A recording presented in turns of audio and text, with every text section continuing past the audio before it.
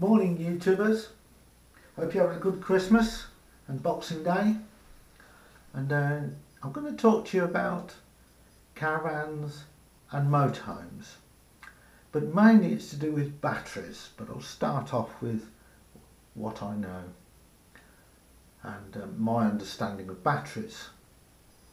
But what I'll do, I'll start off with when I was young. When I was young, my parents had caravans. Those caravans then didn't have electricity at all, and the water was pumped by a foot pedal, and the lighting was supplied by gas lanterns in the van, in the caravan, with gas mantles which were very fragile. There was no 12 volt in the caravans at all. Eventually 12 volt did come along in form of a battery or battery torches, and the batteries were very crude then. They were no more than a small motorcycle battery or a car battery. Didn't last very long because basically the battery technology then it was meant for large amounts of current for a short period of time and not for a small power drain. And then more lighting coming to caravans, then electric pumps. So the leisure battery was sort of almost born then. And since then, technology has moved on and on and on. And the demand for electricity in vans is increased because we've now got fridges, charging points for USB and things like that. Now the rules I know regarding batteries is you cannot use a car battery as a leisure battery, for the simple reason is the battery technology is designed to give massive amount of current for a short period of time for starting the engine, and then as soon as the engine's running, obviously it puts a charge back into the battery. So if you get a car battery and you use it for a leisure battery, something happens to the plates. I don't know quite what, but whether they crystallise or phosphate or something builds up on them, and basically they don't work any, they work for a period of time and then they just fail. Similar, leisure batteries are designed to give a small amount of current over a long period of time. The plate construction is different, and even the links up to the plates is different. They're not as heavy duty. So if you try and use a leisure battery to start an engine battery to start a car, you can actually buckle the plates in the leisure battery and also even blow the links between the plates. So it's not a good idea to use them. Now then, recently I've been approached by people who are telling me a load of rubbish basically, and what they're trying to do is they're using leisure batteries with power inverters, and they build them into the van based on the capacity of the battery. Now with a battery it might have 100 amp hour on it. That doesn't mean to say it will give 100 amps for 1 hour. That is totally wrong for any battery. Normally they have a 10-hour rating or a 20-hour rating.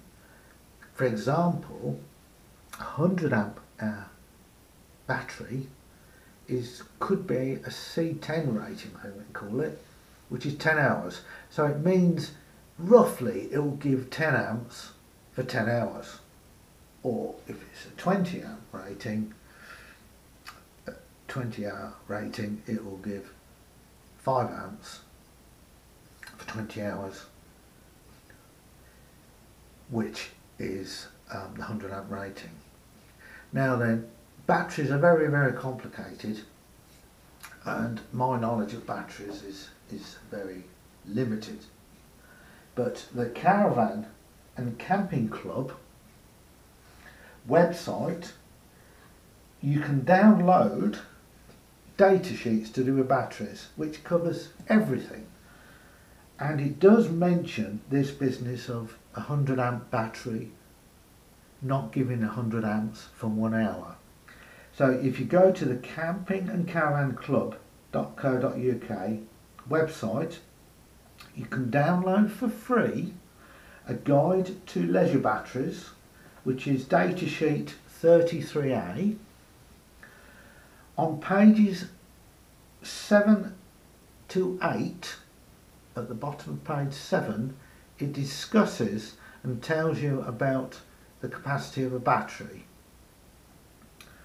and to do with how they're tested and things like that. You can also download for free datasheet number 36, which covers everything you need to know about charging batteries at different temperatures. But please, please don't assume a 100 amp hour battery will give 100 amps for 1 hour. So if you're speccing your van for an inverter and you've got a 3 kilowatt inverter and you want to run it at 1.5 kilowatts, that's an awful lot of amps. And inverters are not that efficient. And they're not really designed to give massive amount of current. If you're running high current inverters, you're better off with car batteries to run them, because the simple reason is they're designed to give lots of amps. But don't take my word for it. Download the data sheets and that will give you a better idea of how they work. Don't assume a 100 amp battery will give you 100 amps, and if you stack them up as well, don't mix and match batteries with car batteries and leisure batteries. Don't parallel them up, don't series them up. You've got to have batteries same make, same model, same type, installed at the same time together and replaced at the same time together if one fails. You can't just rely on using a mix and match of batteries. Similar with solar panels, don't do it. Again, you can get data sheets on solar panels which explains not to mix power ratings. While I'm talking to you about batteries, I'm going to put just some photos of the van for you to look at, and because you don't really want to look at me. I wish you all the best for the new year.